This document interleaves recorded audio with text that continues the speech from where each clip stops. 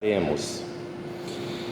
Hoje nós teremos a oportunidade de fazer uma avaliação, como é muito natural, sobre alguns assuntos que na nossa vida são muito importantes.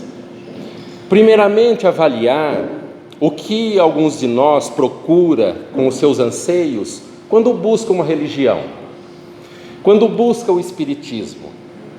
Porque muitas das vezes as nossas necessidades, as nossas vontades estão atreladas a necessidades materiais, a resolução de algum problema financeiro, como é muito natural, a resolução de algum problema de relacionamento que nos causa bastante angústia e desconforto à medida que vivenciamos esses chamados problemas em casa, ou até a solução de alguns problemas que poderíamos chamar de saúde física ou de saúde psicológica.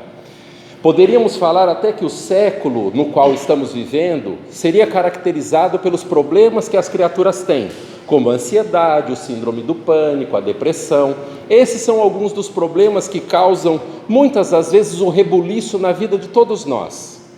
E como todos enfrentamos problemas nessas três áreas, muitas das vezes nós vamos por uma religião esperando que a religião resolva algum problema nosso, quando na verdade religião alguma no mundo veio para solucionar problema nosso nenhum, mas sim capacitar-nos todos, a depender do tipo de avaliação e do que é a proposta da religião em si, para que a gente possa compreender a vida com certa esperança, com certo consolo, para que ela possa ser solucionada posteriormente.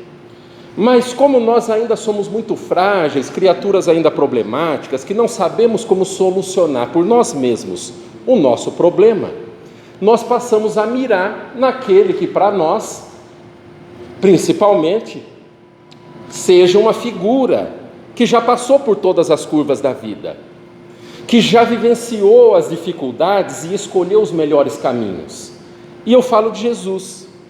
Jesus, esse que para nós é o nosso modelo e guia, contido na questão, por exemplo, 625 do Livro dos Espíritos, qual o ser mais perfeito que Deus nos deu como modelo e guia? E a resposta, a mais sintética do livro, Jesus. Então nós ficamos a tentar vivenciar nossa vida com as nossas escolhas, mas também procurando, de certa maneira, buscar essa figura que para nós é bastante perfeita, bastante essencial na nossa vida para que a gente faça escolhas melhores, porque tudo na nossa vida é consequência das nossas escolhas. Muitas das vezes não nos damos conta de que escolhemos errado, porque a gente vive numa falta de consciência, meio que empurrando a vida com a barriga, pagando apenas o boleto nosso de cada dia, e não nos damos conta de que a vida é um pouco mais que isso. E quando a gente começa a acordar, principalmente quando abraça o espiritismo, começa a perceber que ele nos traz uma proposta que a gente muda de vida, porque tem que mudar, porque se não mudar, continuamos a sofrer as mesmas dores, não eliminamos a causa dos nossos problemas, aí a gente começa a compreender que a coisa vai andar quando a gente começar a acordar. Só que esse momento na nossa vida sempre chega, e chega para todos nós. E por isso, depois dessa pequena passagem em que nós entramos na mesma página, nós faremos uma discussão sintética sobre como é caminhar com Jesus. Não caminhar com Jesus porque nossa mira é apenas nele, e a gente fica falando nele, porque ele veio nos salvar, porque a sua morte na cruz veio nos salvar, quando na verdade, a maior verdade na vida de todos nós é que cada um de nós se salva pela sua própria mudança e sua própria transformação. Só que quando nós passamos a tentar compreender o que é essa figura para todos nós, eu lembro-me de uma passagem contida em Mateus, no capítulo 9, versículo 20, dos 23 ao 27. Muito interessante para todos nós. E serve para que apliquemos na nossa vida, porque o objetivo essencial de todo mundo que busca uma religião é compreender como colocar de uma maneira prática aquilo que está no Evangelho na nossa vida. Aquela passagem contida em Mateus, que é mais ou menos assim, todos nós talvez já tenhamos ouvido. Jesus, ele teria ordenado, quando num barco com seus discípulos e apóstolos, que a tempestade cessasse. E é uma coisa tão maravilhosa, porque todos nós ficamos impressionados que Jesus tem a capacidade de falar para a tempestade: pare, e ela para. Os ventos também, porque o barco está lá, sossobrar, quase virando. E aí nós vamos entrar um pouco nessa passagem, porque imaginemos como os discípulos e apóstolos, seguidores de Cristo naquela época, a gente lá, muito bem, no barco, olhamos para o lado e Jesus puxando aquele ronco. Não está escrito isso no Evangelho, tá? Isso daí é uma licença poética minha. Por favor, não vai sair daqui e falar: no Evangelho está falando que Jesus estava puxando um ronco. Não, por favor. Mas ele dormindo muito bem, lá sonhando bem, e de repente a tempestade começa. Começa a chuva, começa o vento, e as ondas vêm e batendo na proa do barco. O barco meio que a trepidar, e os apóstolos e os discípulos mais ou menos com aquela angústia de começar a ver que o negócio estava ficando ruim. Mas e Jesus, né? Eles questionando um ao outro, eu fico a pensar: mas Jesus, essa tempestade desse jeito, complicada, difícil, e Jesus aí puxando esse ronco? Diz que Jesus estava até sonhando, assim muito gostoso, e aquela tempestade forte, daquele jeito. E de repente eles começaram a ficar tão angustiados que eles conversaram entre si e falaram: não vai dar, a gente tem que acordar Jesus, porque não é possível, desse jeito nós vamos morrer aqui. E foram lá acordar Jesus. E Jesus deu aquela espreguiçada, ficou um pouco contrariado quando foi acordado. Também, por favor, licença poética minha, não vá falar para alguém que está no Evangelho isso. Se está com dúvida, vai lá estudar lá, que aí vocês veem. E Jesus estava lá, acordou, e eles: mestre, nós estamos aqui, a gente vai morrer, essas tempestades, esse barco vai virar, não vai aguentar essas ondas. E Jesus foi lá: pare a tempestade, pare a chuva, e parou. E eles ficaram super impressionados com aquele negócio. Poxa, mas Jesus é poderoso mesmo, né? Jesus é um ser que, pelo amor, nós temos que segui-lo, porque ele é poderoso demais. E nós, depois de 2000 anos, falamos a mesma coisa, e deixamos escapar aquilo que é o mais importante nessa passagem, para todos nós. A primeira é que se Jesus estava no barco, era seguro de vida garantido, não ia virar de maneira nenhuma, podia ser a tempestade que fosse, ia ficar de pé, porque Jesus estava ali. Jesus era a carta de fiança de passagem, tranquilamente, pelo mar revolto que fosse. Só que é óbvio que eu estou chamando uma passagem evangélica não para que a gente fique preso nela, mas que a coloquemos na nossa vida, para que a gente pense em tudo isso que nós estamos passando, porque a nossa vida é uma tempestade constante todo dia. Todos estamos passando exatamente pelas tempestades que temos que passar. Nós vimos para o Espiritismo para começar a compreender por que é que as tempestades que passamos estão na nossa vida. Mas a primeira trepidada a gente já se desespera, já acha que é o fim do mundo, porque eu não sei o que eu fiz, porque eu joguei pedra na cruz, porque Jesus me abandonou. Quando na verdade a postura mais correta seria pensar: onde está a minha fé? Porque Jesus também perguntou: homens de pouca fé, até quando vos suportarei? E gente, é tão nós. Se a gente poder começar a observar que o Evangelho se encaixa na nossa vida, nós passamos a compreender que é necessário viver todo dia com um pouquinho mais de fé, com um pouquinho mais de esperança, porque a doutrina espírita para todos nós é o tesouro na terra. Não é uma doutrina que fala: fora do Espiritismo não há salvação, se não vir para o centro espírita toda semana vai para o fogo do inferno, até porque inferno nem existe, né? Todos nós vivemos com o nosso nível de consciência. Se nós vivemos uma vida infernizada porque nós assim o escolhemos, todo dia vai ser um inferno. Se a gente morrer ou não, vai continuar numa vida infernal, porque lembremos também que Jesus falou: o reino de Deus não tem aparências exteriores. Se o reino de Deus não tem, o reino do inferno também não tem. E a gente escolhe vivenciar a nossa vida, muitas das vezes de uma maneira celestial, mas graças a Deus a gente começa a compreender dessa maneira que viver uma vida infernal também é uma escolha. E quantos de nós não observa a sua vida e fala com toda certeza: meu Deus, a minha vida é um inferno? Todos nós aqui, talvez, se a gente der uma verificada, já falamos isso alguma vez. Justamente porque nós temos aquelas pessoas maravilhosas na nossa vida, que a gente está pensando exatamente agora. É claro que aqui no Francisco de Assis não tem, é todo mundo legal, família boa, tudo espírita, espírito iluminado, vieram para ajudar a gente, não é verdade? Estão com dúvida? Vou perguntar de novo, vocês mentem. Não é verdade? Agora sim. Eu achei que eu tinha errado o centro. Meu Deus, e a gente começa a ficar bem, porque compreende que essas relações, a forma como a gente observa o caminhar de Jesus, é observar que nós mesmos temos que começar a seguir os passos dele. Mas é fácil? Não, não é fácil de maneira nenhuma. É a maior dificuldade da nossa vida. Primeiro, porque a nossa capacidade intelectual já é tão restrita que a gente não consegue compreender uma pessoa que cá esteve, vestida de carne, encarnada, enquanto nós aqui estamos reencarnando vida após vida, tentando compreender o que é esse mecanismo chamado vida. Às vezes errando uma atrás da outra. E isso que é o problema nosso. Aí a gente percebe, tudo bem, quero seguir Jesus. Porque essa é a essência. Toda religião ocidentalizada, cristã, fala: a gente precisa seguir Jesus. E fica um negócio tão abstrato que a gente não sabe muito bem. Tudo bem, tem que seguir Jesus. Mas o que é que Jesus faria?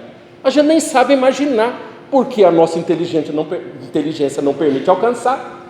E aí a gente começa, através do sofrimento, através dos erros, através das nossas escolhas distintas, escutar a nossa consciência. Porque lembremos também, questão 620 do Livro dos Espíritos, onde está escrita a lei de Deus? Na consciência. Então tudo que a gente precisa fazer, não tem ninguém que falar, padre, pastor, palestrante, médium, seja o que for, guia ou não, que a gente está errado ou que a gente está certo. Pergunta para a sua própria consciência. Ela deu o crivo da verdade, da razão, da certeza? Vai em frente, com toda a força. Eu vou continuar fazendo assim, nem que o mundo inteiro me apedreje. Mas pode também, o mundo inteiro está falando para você: faça isso, é isso mesmo, faça isso só hoje, todo mundo faz. E aí a nossa consciência sai de onde ela estiver escondida a nos dizer: peraí, você já sabia que você não podia, então presta atenção, e começa a mudar de comportamento. Mas existe uma coisa maravilhosa, porque Deus nos deu aquilo que nós chamamos lei de ação e reação, em que a gente pisa fora da linha na qual nós devemos seguir, que seriam as leis de Deus, e o universo, a vida, ou a resposta de tudo aquilo que plantamos, volta para a gente. Olha que maravilha! O ruim é que nós vivemos de reencarnação em reencarnação, às vezes topando com os abacaxis que a gente plantou em outra oportunidade. Então quer dizer que aqueles abacaxis que eu tenho dentro de casa vieram diretamente para mim? Deus me mandou? Não, Deus devolveu aquilo que você plantou. É uma maravilha. E a gente planta abacaxi, só que às vezes quer colher banana, né? Obviamente que não estou falando de fruta, né? Às vezes o abacaxi a gente chamava anteriormente de benê. É esse nome aqui que vocês usam também? É, né? É, abacaxi. Mas depois de um tempo a gente fala: foi abduzido de casa, trocaram. Aí você mudou o nome, né? Mudou o apelido. Aí hoje você chama de obsessor de estimação. Uma delícia, virou espírita, tem cultura. É uma maravilha. Gostoso de aprender, né? Espiritismo é bom por causa disso. A gente fica esperto. Mas quando a gente fala em seguir Jesus, qual o critério que ditava o que Jesus era?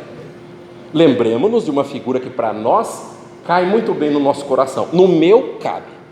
Paulo de Tarso, nas suas andanças com seu burrinho, todo lugar que ele ia, ele se converteu, né? Falando um pouquinho da história dele, ele era Saulo, converteu-se para Paulo. Só que ele passou de um assassino de cristãos para o maior divulgador da Boa Nova, quando percebeu que Jesus era o prometido na sua religião. Saiu do judaísmo e adotou a Boa Nova de Cristo para poder divulgá-la. Só que era um perrengue, né? Porque o maior assassino de cristãos passou a ser o maior divulgador. Então imaginemos a gente pular de time, era palmeirense, virou corintiano e ainda vai para a torcida adversária para tentar convencer. Complicado. Mas ele, nas suas andanças, sempre deixava cartas para os lugares onde fundava círculos de divulgação e entendimento do que era a ideia de Cristo. Nós lembramos que a palavra igreja também veio dessa época. Ele fundava igrejas, e igreja, pensemos, não são templos. Igrejas são aglomerações de pessoas acerca de uma ideia, naquela época, da boa nova, de uma nova religião. E o que ocorria é que ele mandava sempre cartas. E ele mandou uma, que é especificamente essa que eu estou falando, primeira epístola aos Coríntios. Epístola. Epístola, tradução é carta. Se fosse hoje, era e-mail, era WhatsApp. Mandou o primeiro WhatsApp aos Coríntios. E por favor, hein, ninguém vai falar também Corinthians, hein? Não, é cidade de Corinto na Grécia. Não tem nada de time de futebol. E ele mandou um negócio que falava mais ou menos assim. Se a gente for para o Evangelho, nós vamos ver essa epístola. Ainda que eu falasse a língua dos homens e falasse a língua dos anjos, sem amor eu nada seria como um sino que tinha, um ferro que soa. Renato Russo, né? Tem gente, cuidado aí, né? Eu sou dessa época. Mas não é Renato Russo, não, era Paulo de Tarso. E aí no final dessa epístola, dessa carta, ele fala assim: o mais importante da nossa vida é a fé, a esperança e o amor. Sendo mais o amor o mais importante dentre os três. Só que o amor dinâmico, não o amor, eu te amo, eu te amo. Não é isso.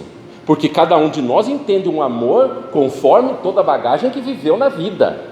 Para alguns de nós o amor é um negócio refinado, para outros é algo rústico, calcado apenas no prazer e no sexo. Quando nós começamos a compreender o que é que ele quis dizer, nós paramos para pensar com um pouco mais de profundidade, porque aí a gente vai no significado dessa palavra, que é o amor dinâmico, que é a caridade. E vejamos como uma coisa bacana, né, para todos nós. A caridade é a ponta de lança do nosso movimento.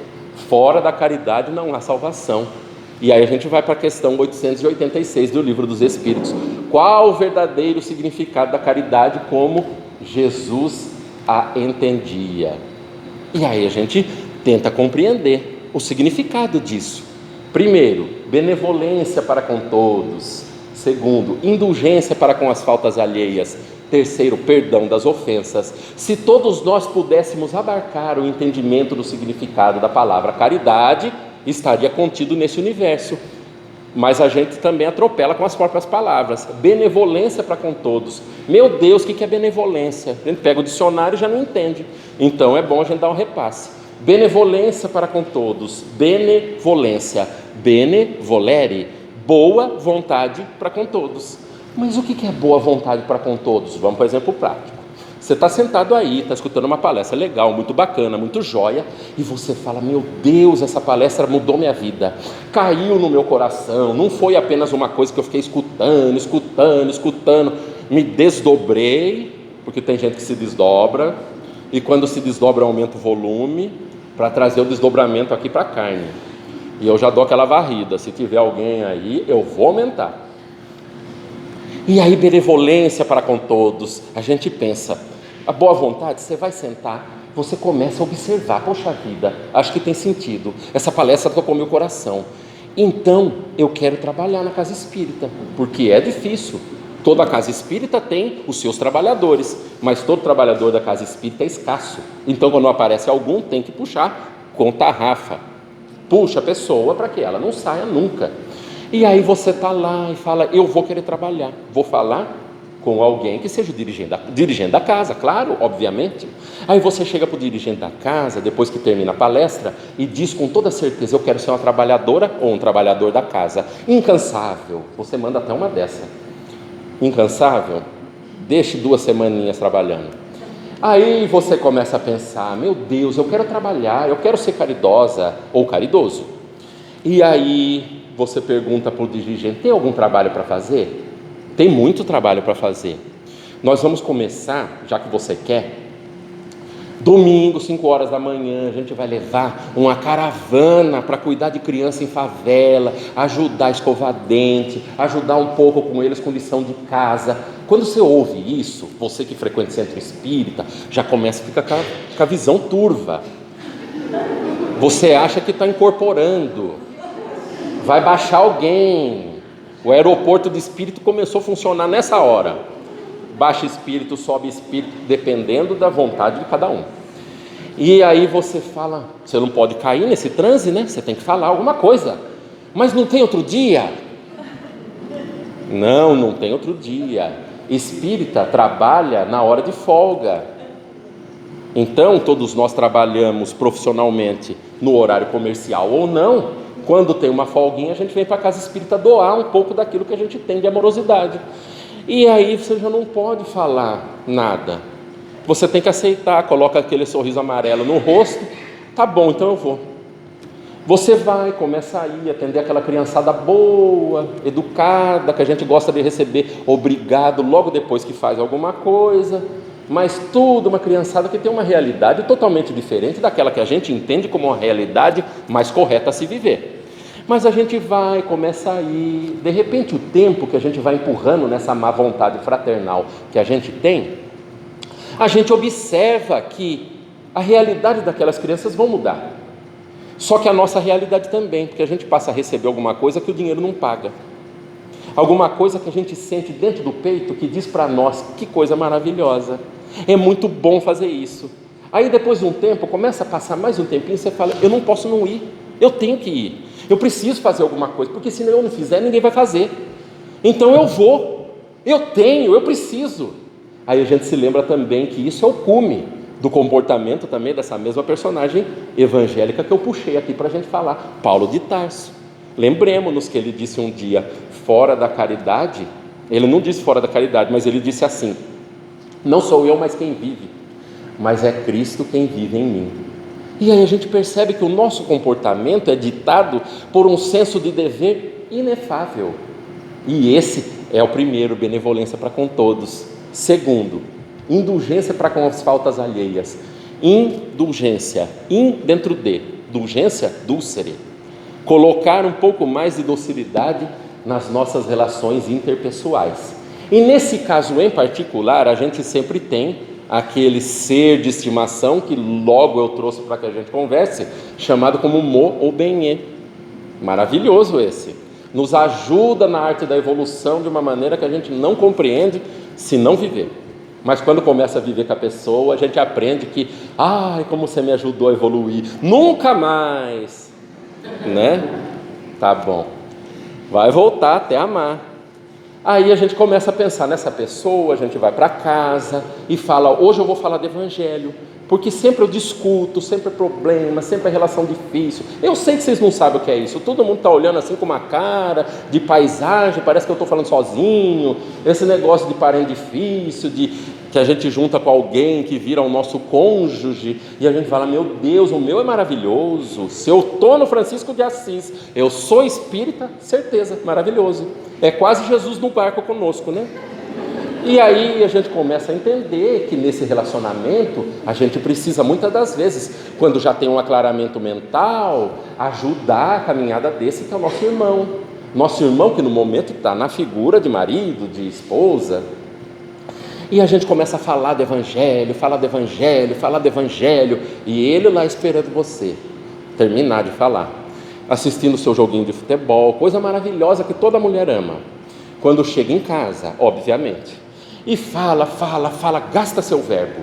E ele fala depois que você falou tudo que você tinha que falar, na amorosidade, querendo colocar docilidade, esperando a reação dele. Agora ele vai se converter. Você, obviamente, tem uma fé que move montanhas. E ele diz, amorzinho, olha só, eu estava louco para que você chegasse. E você já pensa, ele estava com saudade.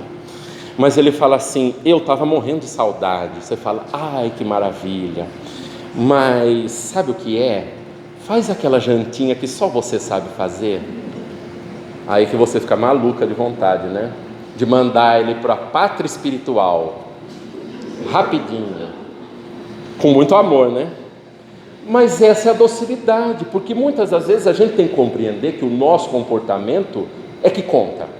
O nosso comportamento, quando a gente quer seguir a docilidade, dando a melhor face que temos para as pessoas que às vezes não retribuem ou ainda não compreendem qual é a face mais amorosa que nós poderíamos oferecer. E essa é a compreensão de como poderíamos colocar esse segundo ponto da caridade em ação dentro da nossa vida. Se tem alguém aí que tem um marido complicado, fica a dica. Hoje pode praticar e lembrar do que conversamos hoje. Mas poderíamos ir para a última parte, perdão das ofensas. E isso já daria um congresso, para a gente conversar aqui num seminário de 4 horas. Perdão das ofensas. Primeiro, o significado da palavra, perdoar. Nós falamos do prefixo per, por inteiro, um pouco mais. Por exemplo, uma pernoite, a gente passa uma noite inteira, por inteiro. E doar. Doar o quê? Doar a amorosidade que todos carregamos por meio do amor. Mas colocar um amor por inteiro na vida também precisa de um exemplo prático. Você vai para o centro espírita, senta aí, acha que a palestra está muito legal, mas nesse dia você fala assim: eu quero um passe express. Passe rapidinho, para eu logo ir embora, para eu cuidar da minha vida, porque hoje eu estou com pressa. E a gente não percebe que o mais importante para nós não é passe, não é nada disso. O mais importante é a gente entrar na sintonia enquanto fazemos uma reflexão, para que a gente possa sintonizar a nossa capacidade mental com a divindade, para que a gente seja até atendido enquanto nós estamos aqui na conversa. Isso é o mais importante. E não a gente ficar pensando em um monte de coisa, aquela conta que eu tenho que pagar amanhã, aquele boleto que eu não sei de onde eu vou tirar, e entrar num estado de espírito tão complicado que a gente bloqueia tudo aquilo que a gente poderia estar recebendo. E vejamos que tudo na nossa vida é escolha. Muitas das vezes as escolhas são inconsequentes porque a gente não tem consciência. E aí a gente vem se arrastando para o centro espírita, tomei um passe e não resolveu, vem na outra semana reclamando. Dizem que o pessoal do Francisco de Assis não reclama nunca, mas tem gente que reclama, que dá dó. E se falar ainda assim, coitado, se falar coitado, a pessoa ganhou o dia. Mas não vamos fugir do perdão. Você está louco para ir embora, toma logo um passe rapidinho, meio passe, acabou. Vai para o seu carro rapidinho, acelera, leva o retrovisor do carro da frente lá do lado que você estacionou. Você percebeu, como bom espírita, você não vai embora, porque tem a lei de ação e reação, e tudo que a gente faz de errado tem como consequência uma volta na nossa vida. Estaciona o carro e vai fazer alguma coisa que só você faz na hora que a coisa aperta na sua vida. Oração, claro. Meu Deus, se não der nada para mim, eu viro mais espírita que Allan Kardec. Essas orações, que a gente normalmente faz, que são bem condizentes, com o entendimento espiritual da nossa vida. E vai nessa oração, de repente você olha para o lado, uma Ferrari. Meu Deus, levei o retrovisor de uma Ferrari. Aí que você ora mesmo, eu viro o trabalhador da casa espírita se não der nada, eu acendo 7 velas se não der nada. E a gente começa nessa barganha espiritual com Deus, achando que Deus quer alguma coisa de nós, que não só a nossa autotransformação. E você está lá esperando e de repente você pensa: já sei, a palestra foi sobre o perdão, então eu já estou com bagagem para poder falar com essa pessoa que é o dono do carro. Você está lá orando e de repente a pessoa vai se dirigindo fora da casa. Você observa: meu Deus, é um abastado espírita, não é que esse negócio de espiritismo deu certo, me ajudou. E você já vai pensando o que é que você vai falar. A pessoa chega e logo você diz: olha, eu acho que Deus me utilizou, porque a palestra hoje foi sobre o perdão, e me utilizou para que você possa exercer o perdão comigo. Só pode? Claro. Opa, como não? E você lá esperando, só que esse era um espírita que estuda, não é espírito ignorante não, esse da Ferrari. Ele gostava de estudar o livro dos espíritos, livro dos médiuns, a Gênese, o céu e o inferno, Evangelho segundo o Espiritismo. Ele até se animou para estudar obras póstumas, o Principiante Espírita, e depois disso ainda pegou a revista espírita. E que também já vai um calhamaço, que pelo amor de Deus, deve dar quase minha altura se somar esses livros aqui. É página, mas é muito bom. E aí você está lá nessa conversa com ele, e ele fala: mas você chegou a dar uma olhada que Kardec também se preocupou a falar quais são as fases contidas dentro do perdão. E você, todo surpreso, porque ele deu uma resposta que você não esperava. Olha, a primeira delas é o arrependimento. Já percebi que você se arrependeu, tranquilo. A segunda é a expiação. Expiação é aquele azedume que a gente sente quando faz alguma coisa errada e percebe, se dá conta. Percebi também que você está aí meio sofrendo com esse tipo de situação. Mas o terceiro é o mais gostoso, a reparação.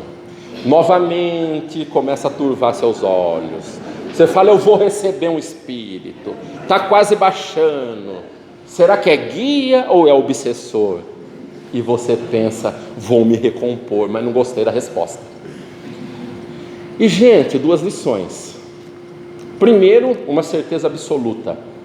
Tudo que a gente fez na vida, a gente vai ter que reparar. Então, numa observação tanto quanto crítica, se a nossa vida está difícil e complicada, nossa vida tem a ver com o que a gente é. Não é fatalista e não é pessimista, é otimista para que a gente entenda que a luta do dia de hoje necessita de ser agradecida. Ah, meu Deus, eu já tenho musculatura para pegar essa luta aí e dar um nó nela, e vou fazer com muito bom gosto. Segundo, se você parou o seu carro aí fora, perto de uma Ferrari, por favor, gente, estacione 3 quarteirões lá para baixo, não dê margem para o azar e venha para cá caminhando para ficar fit, bonito também, todo em forma. Mas também, é óbvio que eu estou falando uma Ferrari, né? Um carro, um exemplo material, mas todos nós às vezes temos um problema ou um exemplo dentro da nossa casa, que é a nossa Ferrari, que a gente deu uma perda total federal, em outra vida, em outra oportunidade. E às vezes a gente precisa passar a vida toda reparando esse erro, às vezes com muito bom gosto, que a gente fez em outra vida. Exemplos práticos. Às vezes pais dificílimos na nossa vida, rígidos, mães controladoras, filhos também que nos dão um trabalho que a gente fala, meu Deus, eu não sei de onde saiu, se foi Deus que criou, eu não sei, já estou achando que foi o outro lado. E a gente tem que corrigir esses tipos de comportamento para que as coisas comecem a ir para o lado certo e a gente comece a compreender que a vivência dos passos de Cristo é calcada na caridade, é calcada na nossa consciência de como cada um de nós vai caminhar. E meus amigos, como é bom a gente poder sintetizar, mesmo que com minutos tão breves, um assunto que para nós é tão importante e relevante. E como dá vontade de agradecer a Deus pela possibilidade de a gente poder fazer, num tempo tão exíguo, uma reflexão tão gostosa, tão boa e tão legal, salutar para a nossa vida, mas lembrando também com a nossa consciência de que a nossa vida é nossa e a gente precisa caminhar. E eu faço votos de muito boa vontade de que a gente caminhe com seriedade com Jesus. Só que caminhar com Jesus não significa que Ele vai ajudar a gente não enfrentar aquilo que a gente precisa. Vai estar conosco, do nosso lado, com boa vontade, mas a luta é nossa. Então que tenhamos a predisposição e a boa vontade de encará-la com a certeza de que no futuro todos estaremos melhores. Assim, meus amigos, eu rogo a Jesus que momentos como esse repitam-se infinitamente na nossa vida, para que a gente possa, com muita boa vontade, às vezes chegar aqui arrasado, às vezes sem vontade de lutar, mas sair daqui com uma predisposição tão diferente, alegre. O problema está exatamente como ele deveria de estar, mas nós estamos diferentes. Falei, eu vim aqui, agora eu estou bom, deixa esse problema comigo que eu vou dar um nó nele.